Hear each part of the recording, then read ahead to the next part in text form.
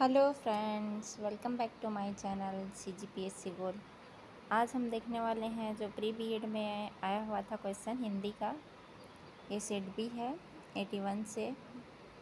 इसको देखने वाले हैं, इसका संभावित आंसर। तो चलिए, क्वेश्चन नंबर 81 है। इसमें उचित संबंध जोड़ने के लिए कहा है। तो जो पंकज है वो है बहुब्रीहि समाज।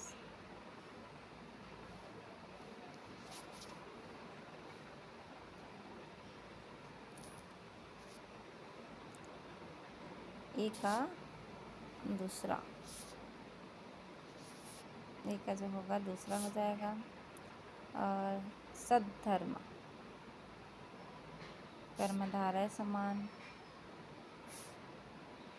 और है तीसरा का चौथा, पाप बुद्धि, तत्पुरुष समास। और है डी का तीसरा, यथाविधि, तीसरा। इस तरह हमारा राइट आंसर है बी। क्वेश्चन नंबर 82 है। वाक्य के अंग होते हैं दो।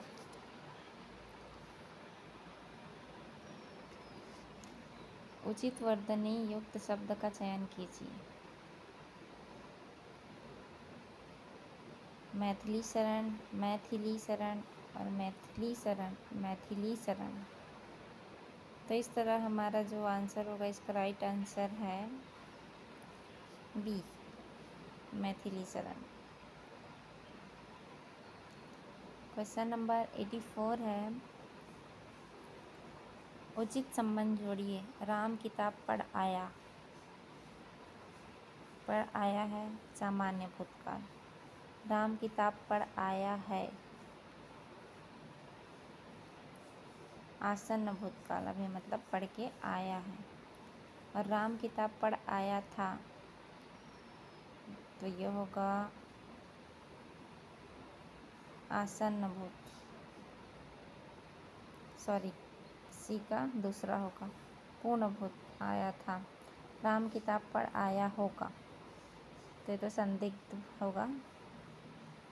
इसका राइट आंसर है ए, राम किताब पढ़ आया सामान्य भूत। राम किताब पढ़ आया है आसन्न भूत। और राम किताब पढ़ आया था पूर्ण भूत। राम किताब पढ़ आया होगा संदिग्ध भूत। इस तरह क्वेश्चन नंबर 85 है।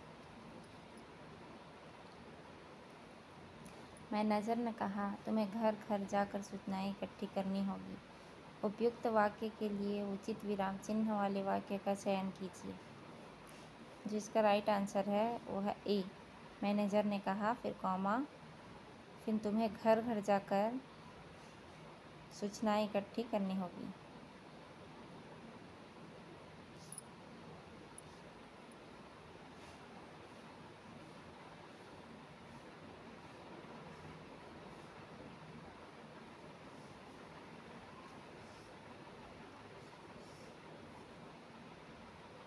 क्वेश्चन नंबर 86 है। कल का अनेकार्थी शब्द है।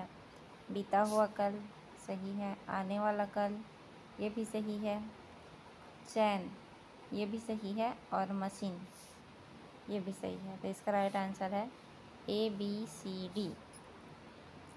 चटका 87 क्वेश्चन नंबर का चटका शब्द है, तत्सम है, तद्भव है, देशज है और विदेशी। तो इसका जो राइट आंसर है ए है, चटका। चटका इसको बोलते हैं, गौरैया को बोलते हैं चटका।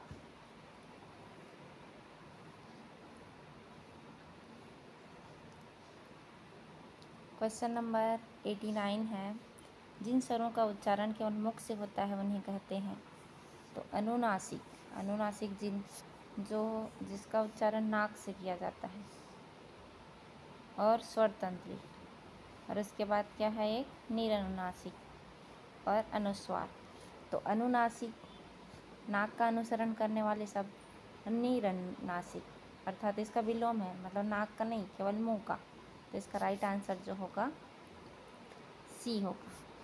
क्योंकि मुख से उच्चारित शब्द पूछा है। क्वेश्चन नंबर 90 है, लास्ट है, 10 क्वेश्चन दिया था इसमें। तो निम्नांकित शब्दों को इस क्रम में जमाइए कि लोकोक्ति का स्वरूप प्राप्त कर लें। तो करनी, अपनी, उतरनी, पार।